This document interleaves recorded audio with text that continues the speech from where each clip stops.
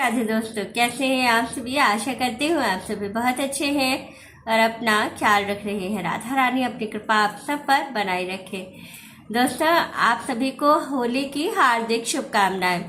आज मैं बात करने वाली हूँ कि होली पर आपको कुछ विशेष उपाय बताऊंगी जो कि गुरुजी पंडित प्रदीप मिश्रा जी ने अपने वीडियो में बताया है कि इन 4 जगहों पर आप होलिका की राख को डाल दीजिए। इससे आपके जीवन में बहुत सारी सुख और समृद्धि आएगी और जो भी समस्याएं हैं वो समाप्त होंगी। साथ ही इस वीडियो में आपको बताऊंगी कि सुबह 9 बजे से पहले आपको पूजा कैसे करनी है। होली की पूजा की विधि बताऊंगी और साथ ही शिव जी के मंदिर में जाकर के कपूर और भस्म का एक छोटा सा उपाय बताने वाली हूँ, जिसको करने से आपकी सारी जितनी भी मनोकामनाएं हैं वो सब पूरी हो जाएंगी। तो चलिए वीडियो शुरू कर लेते हैं और सारी चीज़ों को बहुत ही अच्छे से डिटेल में आप लोगों को समझा देती हूँ, इसलिए वीडियो अंत तक देखिएगा और अच्छे से समझिए कि आपको क्या करना है, कैसे और किन किन बातों का विशेष रूप से आपको ध्यान रखना है। तो चलिए वीडियो शुरू कर लेते हैं और सारी चीज़ों को डिटेल में समझ लेते हैं।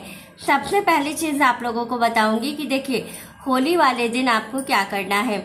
सुबह सवेरे स्नान करना है और 9 बजे से पहले आपको क्या करना है, जो होलिका की राख है वो अब आपके घर के आसपास या कॉलोनी के आसपास कहीं पर भी जहां होलिका जलती हो वहां से राख लेकर के चले आइएगा घर पर। और क्या करना है, होलिका की राख को बिना नहाए मत लाइएगा। तो स्नान ज़रूरी है, पहले आप स्नान कर लीजिएगा, उसके बाद जो है जाकर के होलिका की राख को ले आइएगा। इसके बाद आपको क्या करना है कि होलिका की राख ला करके सबसे पहला काम आपको क्या करना है कि घर में आना है और घर पर जो घर का मुख्य द्वार है वहां पर घर के मुख्य द्वार के दोनों तरफ आपको क्या करना है, थोड़ी थोड़ी जो है होलिका की राख को डाल देना है। उसके बाद से आप घर में प्रवेश करिएगा और घर की छत पर जाइएगा। जो छत का चारों कोना होता है ना, बस उस कोने पे 4 जगह पर होलिका की राख को आप डाल दीजिएगा। फिर तीसरा क्या करना है, तीसरी जगह कौन सी है, तो तीसरी जगह है आपके घर का मंदिर, जहां आपने भगवान जी को स्थापित कर रखा है, जहां आप उनकी पूजा करते हैं। उस कमरे में भी आपको क्या करना है, थोड़ी सी होलिका की राख कहीं किसी कॉर्नर में रख देना है। और साथ ही अब चौथा जो उपाय होगा वो शिव जी के मंदिर में होगा। तो अभी वो बता रही हूँ कि आपको क्या करना है। और उसके बाद क्या करिएगा कि जितने लोग आपके घर में जितने भी मेंबर्स हैं सभी को क्या करिएगा कि होलिका की राख का तिलक कर दीजिएगा। तो होलिका की राख का तिलक सभी को करने के बाद, बच्चे बूढ़े बड़े सभी को आपको होलिका की राख का तिलक करना है। और तिलक करने के बाद जो दूसरा कार्य आपको करना है वो भी बहुत इम्पोर्टेंट है कि इतना करने के बाद अब अपने घर में आप क्या करिएगा, होली का त्यौहार है, भगवान को विशेष रूप से अबीर जरूर समर्पित कीजिएगा। और फूलों की होली भगवान को अगर आपने जो है राधा कृष्ण का मूर्ति या विग्रह को स्थापित कर रखा है तो उनको फूलों की होली ज़रूर खिलाइएगा, क्योंकि कहा जाता है कि राधा कृष्ण को फूलों की होली खिलाने से सौभाग्य में वृद्धि होती है, समृद्धि में वृद्धि होती है।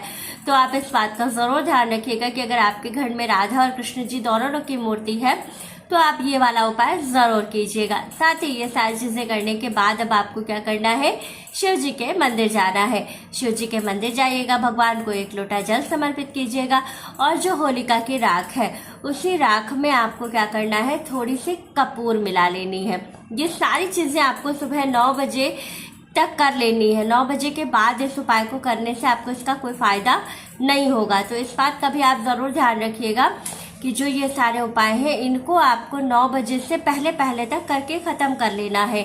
तो आपको क्या करना है कि होलिका की राख में ही थोड़ा सा आपको कपूर मिलाना है और मिला के अच्छे से कपूर को मैश करके और तब आप राख में मिलाइएगा।